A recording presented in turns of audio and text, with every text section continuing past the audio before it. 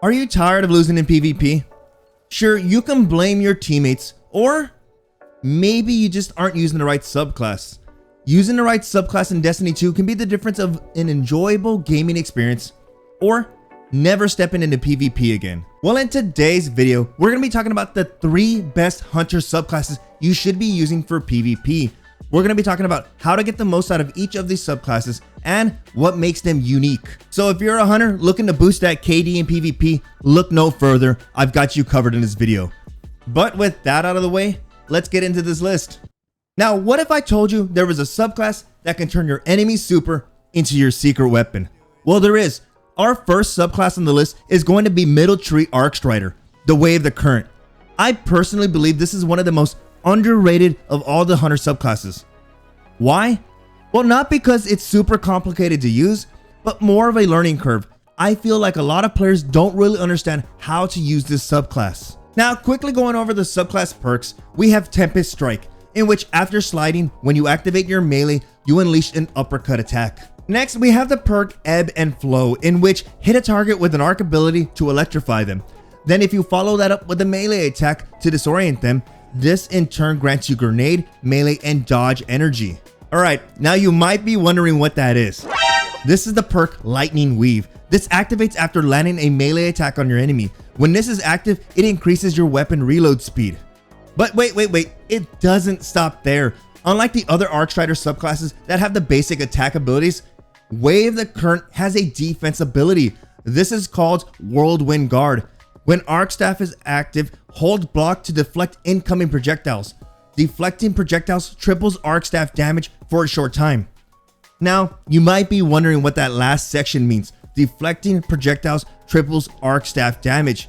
Well, when you block with Arc Staff, you now have what I like to call bonus damage. Check this out. I'm taking a little bit of damage, I'm blocking it, but in turn, I'm able to kill 2 supers, the Well of Radiance and the Spectral Blades. Why? Because of Whirlwind's Guard, blocking ability, and bonus damage. Okay, I probably hyped you up already, but let's get something out of the way here. When you're blocking, you can't just block all super attacks because that'd be broken. There are a few that can kill you. If you're wondering what those are, it's going to be supers like Chaos Reach, Bottom Tree Stormcaller with the perk Landfall, Hammer Titan, and guys, only if the hammers hit your legs. Striker can still smash you, but the shoulder charge can't kill you. You can eat a hunter's tether if it's directed at you, but not if it's on the ground. And other than that, Nova Warp. But as you can tell, the list of supers you can't defeat is very minimal. Middle Tree Arcstrider, Way of the Current, is one of the most counterplay supers out there. This super does it all. Now, there are a few things I want you to keep in mind when using this super. Just because you can block doesn't mean you can run directly at a group of enemies. Your blocking is only in front of you, and if enemies get behind you, they can easily deal damage to you. Also, I'm gonna let you in on a little secret, something that I've been using. If you plan on using this subclass, I highly recommend you use the exotic chest piece, Raiju's Harness. This exotic chest piece comes with the perk Mobius Conduit. Essentially, it gives you the ability to deactivate Whirlwind Guard whenever you want. And also, guarding doesn't consume extra super energy. So not only does this exotic allow you to deactivate your super, which is great for game modes like Comp and Trials, but when you guard, you don't consume extra energy. But what if I told you there's a hidden perk on this exotic that very few people know about? When you have this exotic on and you die in your super, you don't lose your entire super. When you spawn back in after dying in your super, you retain a portion of super energy, which in turn makes it easier for you to get your next super. Now, when it comes to using the perk Tempest Strike, I feel like a lot of players don't really take full advantage of the movement. When you activate this ability, it causes you to uppercut your enemy. Well, if you jump at the end of the activation, you propel yourself even higher, which will allow you to finish off your enemy. Overall, out of all the subclasses for the hunter, I feel like this is the most underrated. And if you haven't taken time to master this, go out there and give it a try. Master the Tempest Strike, master the Whirlwind Guard. Alright, moving on. Hey, maybe Arcstrider isn't your thing. Well, that doesn't mean you can't be competitive. This next subclass gives you wall hacks. That's right, you can see your enemies through walls. Our next subclass is Middle Tree Nightstalker, Way of the Wraith. Quickly going through the perks, we have Flawless Execution, aka wall hacks. Crouched final blows grant invisibility and true sight. True sight will give you the ability to see outlines of your enemies through walls. The next perk we have is Corrosive Smoke. Smoke bombs slow enemies and deal damage over time. As for the super, unlike the Nightstalker subclass super in which you fire an arrow, Way of the Wraith, you summon a pair of deadly void blades and you stalk the battlefield in a veil of shadows. Way of the Wraith is probably one of the most terrifying supers for your enemies. They can hear you coming at them. But there's one thing you do want to keep in mind. When utilizing this super and you're chasing an enemy down when they're running away from you, players tend to use this super improperly by spamming their light attack to chase an enemy. This not only hinders your ability to catch up to your enemies, but it consumes so much of your super energy, which in turn causes you to run out of super much faster. The best method for catching up to enemies is to just jump swipe. This is going to boost your speed to its maximum, allowing you to charge down that enemy target.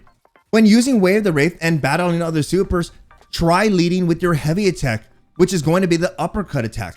This is going to deal significant damage to that enemy's super, then follow it up with a light attack. Now, if you're someone trying to take full advantage of the wall hack ability, then you might want to try incorporating sliding into your gameplay. By sliding into an engagement, this will allow you to be already crouched, which in turn will allow you to take full advantage of true sight. Now, one of the best tactics for any Void Hunter can be using the wombo combo, which, don't get me wrong, 50% of players do this improperly. And why? Well, to get the most out of the wombo combo, you want to ensnare your enemy first in smoke. This will cause them to slow down, kind of like being in quicksand.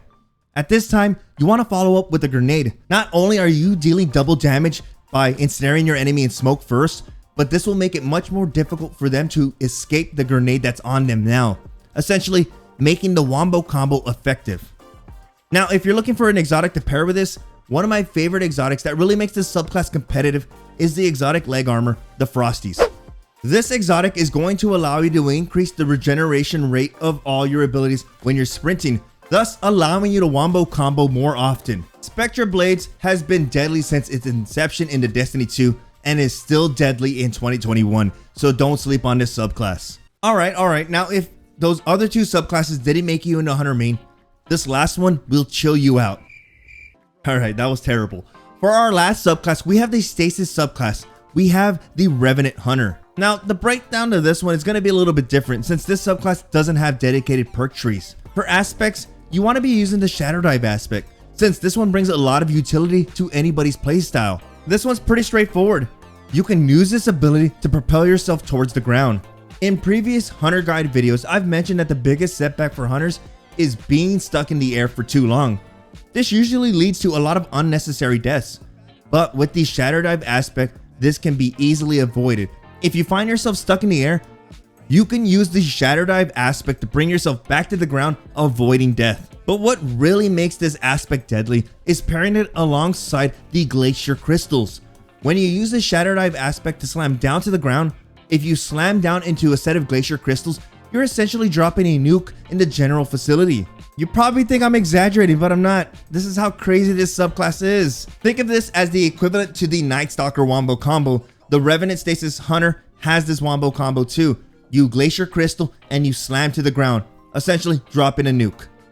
But when it comes to using the Revenant Stasis Hunter melee ability, you need to use this ability in two different situations.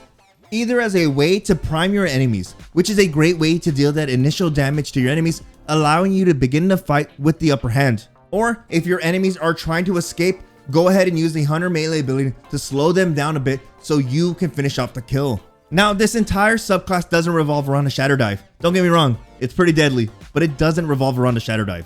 The Revenant Super is by far one of the deadliest since it has a large area of effect, and if you use this in conjunction with an offensive attack, you can really throw your enemies off in any game mode. Since this super has 2 points of impact, the first being the freeze impact, and the second being the stasis damage tornado, if you ensnare your enemies in this super, this will cause them to panic.